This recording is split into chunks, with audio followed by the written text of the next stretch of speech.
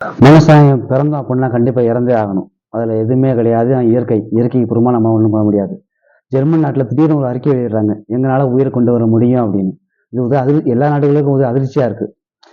இந்த வீடியோ விரிவாக பார்க்கறதுக்கு முன்னாடி நம்ம சேனலை ஃபர்ஸ்ட் டைம் பார்க்குறீங்க அப்படின்னா சப்ஸ்கிரைப் பண்ணிட்டு பாருங்க. வாங்க வீடியோக்குள்ள போகலாம். ஹாய், நான் தான் உங்கள் ஈட்டி முகிலன். ஒரு ஜெர்மனி நாட்டில் ஒரு அறிக்கை வெளியிடுறாங்க.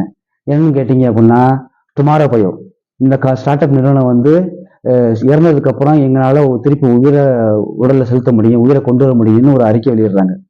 இது எல்லாத்துக்கும் ஒரு ஆச்சரியமா இருக்கு. எப்படி முடியும்? இல்லை, முடியாது. இது அவங்க கம்பெனிக்காக போய் சொல்றாங்க, பணம் சம்பாதிக்க பார்க்குறாங்க. இதெல்லாம் இயற்கைக்கு புறமானது. இயற்கையை வந்து பிறந்த அப்படின்னா இறக்குறதுக்கான இதுதான் இயற்கையான வழிமுறை. இதுக்கு மேலே நம்ம வந்து திருப்பி இறந்ததுக்கு அப்புறம் நம்மளால திருப்பி உயிரை கொண்டு வர முடியாதுன்னு சொல்லி எல்லா மக்களும் பேசிக்கிறாங்க.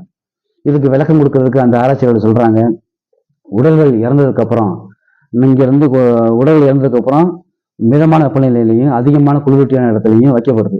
வைக்கலாம் என்ன ஆகுதுன்னு பார்த்தீங்க அப்படின்னா, உடலில் உள்ள செல்கள் திசைகள் ரெண்டும் சிதையிடாம காக்கப்படுதாமா. இதனால உடல்கள் கெட்டு போகாமக்கிறதுக்கு ஒரு வாய்ப்பு அமையுதுன்னு சொல்றாங்க. இப்போ உள்ள மெடிசன் மருந்து காலத்துல ஃபியூச்சர்ல கண்டிப்பா நாங்க இதுக்கான மருந்து சொல்யூஷனை கண்டுபிடிச்சிடும் சொல்லி ஆணித்தரமா சொல்றாங்க. இதுக்கு இப்போ என்ன நடக்கும் பார்த்தீங்க அப்படின்னா, இதுல வந்து இறந்ததுக்கு அப்புறம் உடனே கொண்டு போய் அந்த இடத்துல வச்சிடணுமா. இதுக்கான தனி ஒரு டீமை வச்சிருக்காங்க அந்த கம்பெனி. 24/7 இறந்ததுக்கு அப்புறம் அவங்களுக்கு இன்ஃபார்ம் பண்ணோம் அப்படின்னா நம்ம உடலை கொண்டு போய் அவங்க இடத்துல வச்சுக்குவாங்க. இதனால என்ன ஆகுதுன்னு பார்த்தீங்க அப்படின்னா, மக்கள்ல யார்கிட்ட அதிகமான பணம் இருக்கோ அவங்க மட்டும் தான் வைக்க முடியுங்கிற மாதிரி சொல்றாங்க. ஏன்னு கேட்டீங்கன்னா, இதோட தொகை நம்ம வைக்கிறதுக்கு இதோட அவங்க பே பண்ற ஃபீஸ் எவ்வளோன்னு பார்த்தீங்கன்னா 1.7 கோடி, 1.74 கோடி நம்ம பே பண்ணி ஆகணும் அந்த கம்பெனிக்கு. அப்போதான் நம்ம உடலை கொண்டு போய் வைப்பாங்க. ஃபியூச்சர்ல அதுக்கான மெடிசன் கண்டுபிடிக்கும் போது நமக்கு திருப்பி உயிரை கொடுக்க முடியும்னு ஸ்ட்ராங்கா அந்த ஆராய்ச்சியாளர்கள் நம்மகிட்ட சொல்றாங்க.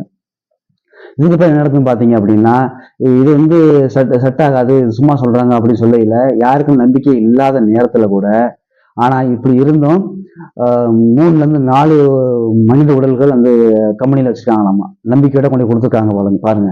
அதுக்கப்புறம் பார்த்தீங்கன்னா 5 செல்லப்பிராணிகள் வச்சிருக்காங்களாமா. அதுக்கப்புறம் 650 பேர் ஆல்ரெடி அப்ளை பண்ணிட்டாங்களாமா. இந்த ஸ்டார்ட் அப்புக்கு உயிர்மேல ஆசையில 650 பேர் அதை அப்ளை பண்ணிட்டாங்க. 700 பேர் விண்ணப்பம் தெரிவிச்சிருக்காங்களாமா. யாராவது எனக்கு விருப்பம் அப்படின்னு சொல்லி விண்ணப்பம் தெரிவிச்சிருக்காங்களாமா.